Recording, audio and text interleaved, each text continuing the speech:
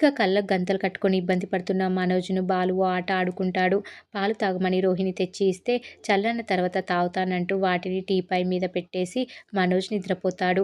అప్పుడే అటుగా వచ్చిన బాలు ఆ పాలు మొత్తం తాగేసి మీగడ మాత్రం మనోజ్ మూతికి రాస్తాడు. ఈ విషయం తెలియక నిద్ర లేచిన మనోజ్ పాల కోసం ఆరాటపడుతుండగా రోహిణి వచ్చి ఒక్కటిస్తుంది. పాలు తాగడమే కాకుండా అబద్ధాలు కూడా ఆడుతున్నావా అని అంటుంది రోహిణి మనోజ్తో. ఇంతలో ప్రభావతి అక్కడికి రాగా మనోజ్ ఆమె ముందు ఓవరాక్షన్ చేస్తూ ఉంటాడు. నిన్ను చూడకుండా ఒక్క నిమిషం కూడా ఉండలేను కదమ్మా, ఇప్పుడు 24 గంటలు నిన్ను చూడలేకపోయానని బాధపడుతున్నట్లు నటిస్తూ ఉంటాడు మనోజ్. నన్ను నీ గుండెలో పెట్టుకున్నావు కదరా, అది చాలంటూ ఉంటుంది ప్రభావతి. సరే వెళ్ళి పడుకో అని చెప్పి వెళ్ళిపోతుంది ప్రభావతి.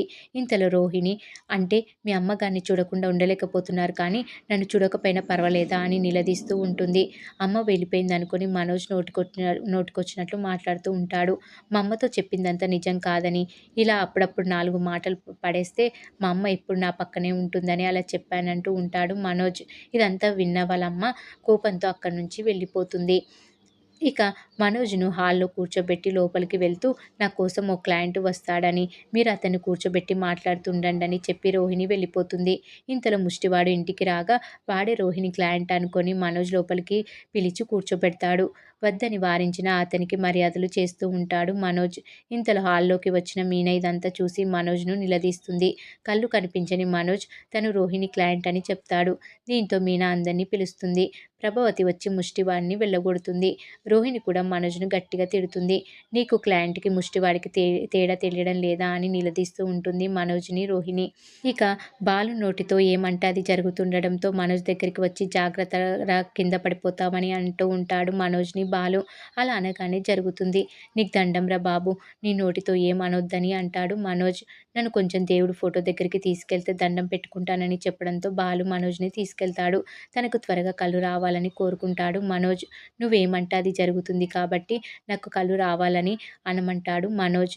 అయితే నువ్వు చేసిన పాపాలన్నీ ఒప్పుకొని క్షమించమని వేడుకుంటూ చెంపలు వేసుకుంటే అంటానని అంటాడు బాలు మనోజ్తో. నాకు కళ్ళు రావడం కోసం నువ్వు ఏం చేయమంటే అది చేస్తానని మనోజ్ ఆరాటపడుతూ ఉంటాడు. దీంతో బాలు చెప్పినట్లే చెప్పి క్షమించమని కోరడంతో బాలు నర్సుకి ఫోన్ చేసి మనోజ్ కళ్ళకు కట్టిన గంతలు విప్పించడంతో మనోజ్ అందరినీ చూడగలుగుతాడు. ఇక మరోవైపు శృతి వాళ్ళ అమ్మ కోపంగా బాలు వాళ్ళ ఇంటికి వస్తుంది. ఇదేంటి తమరు మళ్ళీ వచ్చారని మీనా నిలదీస్తుంది. ఇంటికి వచ్చిన వాళ్ళతో ఇలాగైనా మాట్లాడేదని ఆమె తిడుతూ ఉంటుంది మీనాని. ఇంతలో ప్రభావతి సత్యం అక్కడికి వచ్చి రండి కూర్చోండి అని పిలుస్తారు. తను తీరిగ్గా కూర్చొని కాఫీలు తాగడానికి రాలేదని బ్యాగ్లో నుంచి మళ్ళీ బ్లాంక్ చెక్కు తీస్తుంది. అప్పుడే అక్కడికి వచ్చిన బాలు, మీకు బ్లాంక్ చెక్కులు ఇచ్చే జబ్బు ఉన్నదని వెళ్ళి డాక్టర్కి చూపించుకోమని చెప్తూ ఉంటాడు. మీరందరూ కలిసి నా కూతుర్ని డబ్బుల కోసం హోటల్లో వెయిటర్గా పనిచేస్తున్నారని, అందుకే ఈ చెక్కు తీసుకొని మీ దరిద్రాన్ని క్లియర్ చేసుకోమని అని అంటూ ఉంటుంది శృతి వాళ్ళ అమ్మ. దీంతో సత్యంకి కోపం వచ్చి నేను నా కోడల్ని ఎవరిని పని చేయమని చెప్పలేదని అంటాడు.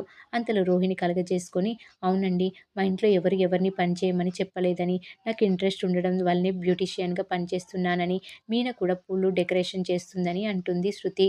దీంతో శృతి తల్లి పూలు అమ్ముకునే వారితో నా కూతుర్ని పోల్చదలుచుకోలేదని చెప్పడంతో ఈరోజు ఎపిసోడ్ కంప్లీట్ అవుతుంది. మరి ఏం జరగబోతుంది అనేది రాబోయే ఎపిసోడ్లో తెలుసుకుందాం.